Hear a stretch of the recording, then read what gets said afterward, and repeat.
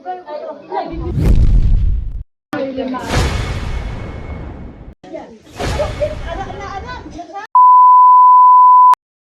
what's up, may gala na naman tayo at ngayon nag-cancel muna tayo ng mga gawa dahil ngayon ay may biglaan tayong lakad. Mas naniniwala nga ako natutuloy ang lakad kapag biglaan. Tumalis nga pala kami ng bahay ng alas 8 ng umaga ng Merkules. At habang bumabiyahe ka nga hindi ka makakaramdam ng pagod dahil sa una pa lang makikita mo na ang magagandang view.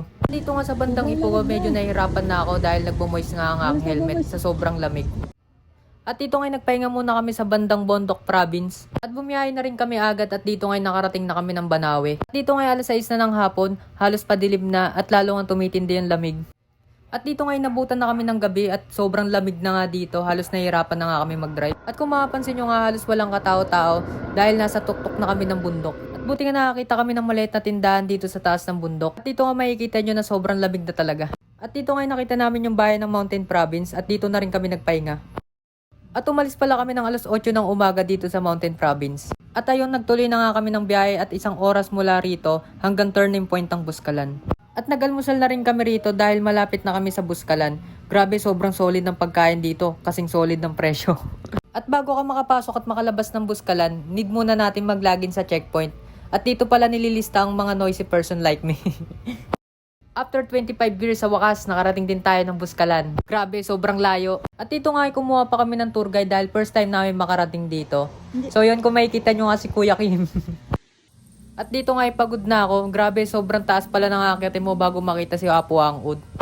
At dito nga ay nagpahinga muna kami at meron pa nga kami dito nakasabay na muntik na mag-collapse dahil sa sobrang pagod kakaakyat. So dito pala kami nang galing kanina, yon yung nakikita nyo. Grabe, sobrang taas na pala namin, halos nakakalula. Sa video hindi nyo mapapansin. Pagdating nga namin dito, sobrang daming tao. Halos napakaraming nakapila para magpatato.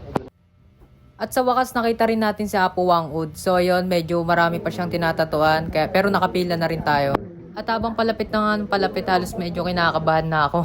At ayun na nga, nasalang na nga ako at medyo kinakabahan na talaga ako dito.